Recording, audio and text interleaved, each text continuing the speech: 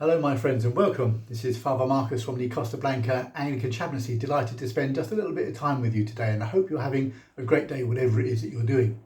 And sorry if this is going to be sounding a little bit like some more self-indulgence from me, but I've got some things to share and I'm delighted to share them with you. So happy listening. On Tuesday last, the 29th of June, I was able to celebrate my 40th anniversary of priesting. And I did so by having a Eucharist at the lovely Church of La Fostera here on the Costa Blanca, and people from across our chaplaincy and indeed from elsewhere came and joined in the great celebrations, and it was a beautiful, lovely day. It really was. So thank you everyone who was there for being there. But one of the things that I was able to announce, which was a huge shock and surprise to me, I knew about it a little bit before, was that Bishop Robert, our diocesan bishop, has decided to make me a canon of the Cathedral of the Holy Trinity in Gibraltar, our diocesan cathedral. And he is going to collate me to the office of canon when he can get to this chaplaincy here in the Costa Blanca. And then I shall go to Gibraltar to be installed into the chair of St. James the Apostle. I have to say, I'm humbled by this and surprised by it, and absolutely don't think I'm worthy of such a thing, but also delighted to receive it and excited to be being made a canon in the church, and in particular in this wonderful diocese in Europe in which I currently serve.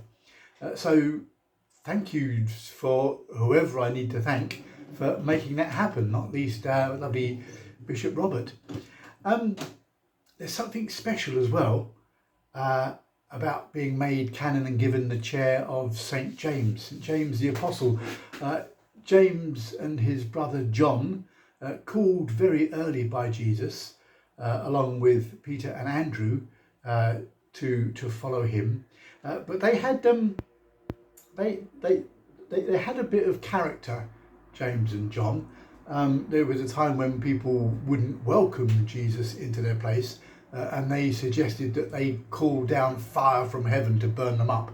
And on another occasion, either they, or depending on which gospel you read, their mother, took Jesus aside and said, "When you get into your kingdom, can my sons," or James and John, "sit one at your right and one at your left in your kingdom?"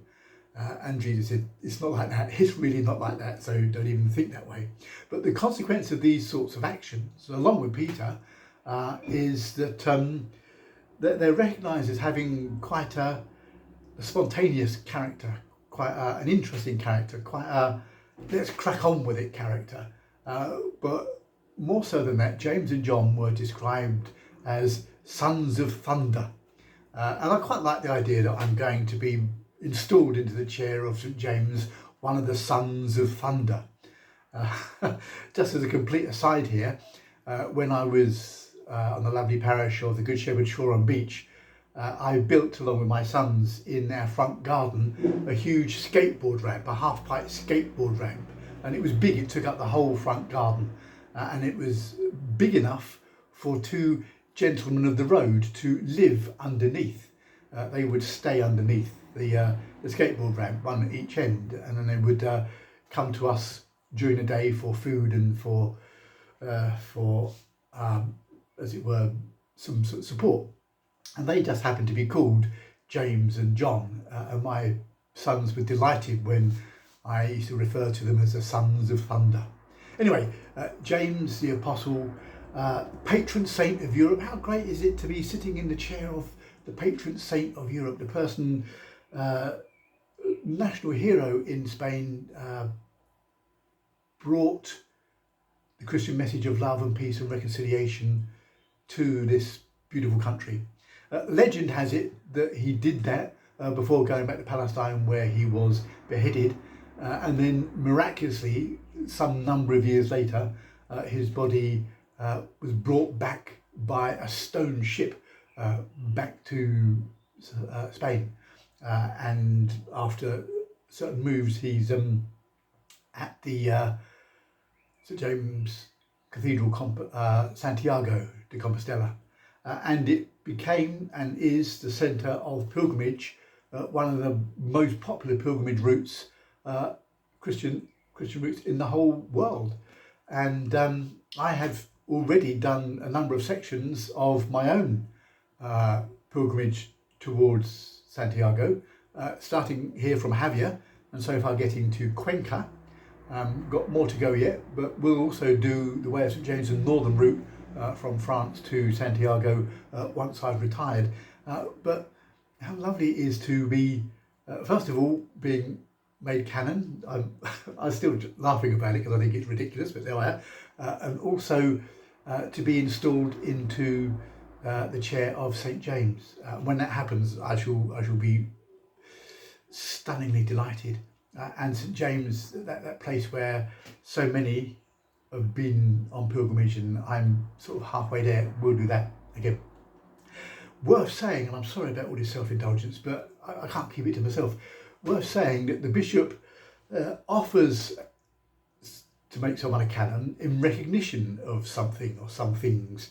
And in his lovely letter to me, he said, this is in recognition of all the work that you've done in the chaplaincy of the Holy Spirit Costa Blanca for the last 9 years, being senior chaplain for the last 5 years, and all that you've done to help minister to and grow that chaplaincy. The chaplaincy, I don't know if it still is, I haven't done any checks, but at one stage, I think it still is, the biggest chaplaincy in the whole of Europe.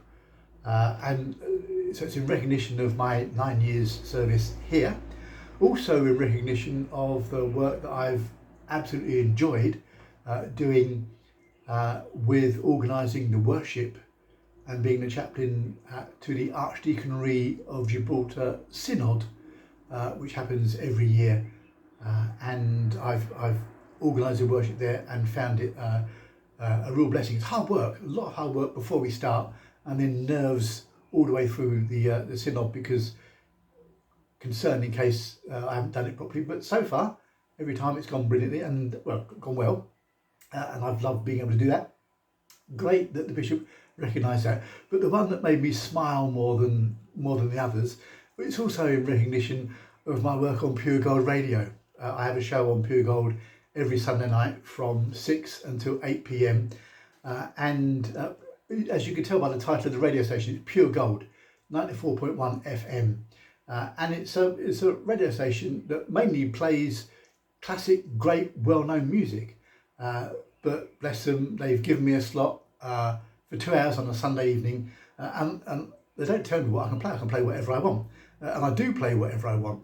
And sometimes it rocks, and sometimes it's got a bit of a reggae feel about it. Sometimes it's got a bit of a disco feel about it. Sometimes it's very guitar-led. It's great stuff. Sometimes a prog rock feel about it. Sometimes it's Motown or soul. But whatever it is, it's stuff to uplift and encourage and inspire. And for a long time, I used to interview people on the show, and that was a great delight. Interviewed some incredible people. But when pandemic struck and we couldn't have people in the studio with me, I used to have a section starting at 7 o'clock talking about deep and meaningful things relating to faith and to scriptures and the Gospels and spirituality and prayer and all those things. And there's a section for about half an hour, about 7 o'clock, talking about the great things that God has done and continues to do in my life and in your lives and in everybody's lives, and revolves that around music and everything. And it is, I have to say, I love it. It's such fun. And to be recognised and to be offered a canonry, partly because of that, has just made me the most excited person on the whole planet. So there we are. If you've got nothing better to do on a Sunday evening from 6 until 8 Central European time, so that's 5 till 7 in the UK. If you want to, don't have to, but if you want to, you can tune into www.puregold.fm on your internet and click the Listen Now button and you'll hear it. Or you can say, Alexa, play puregold.fm Spain in TuneIn, and it should find it and you can listen there. If you want to, you can send me an email, marcusronchetti@yahoo.co.uk, and put in a request or a dedication. And during the show, I give out the WhatsApp number and the studio email address number, and you can contact me that way. and we just have fun. It's a delight. It is an absolute delight.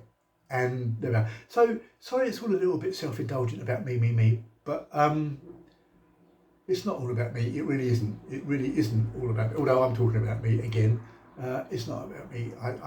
The radio station, I play a tiny little part, and it lifts people's spirits. And the chaplaincy here, which I've served for 10 years nearly, is the best place in the world. So bless you, bless you, bless you, and I will speak to you soon. Bye now.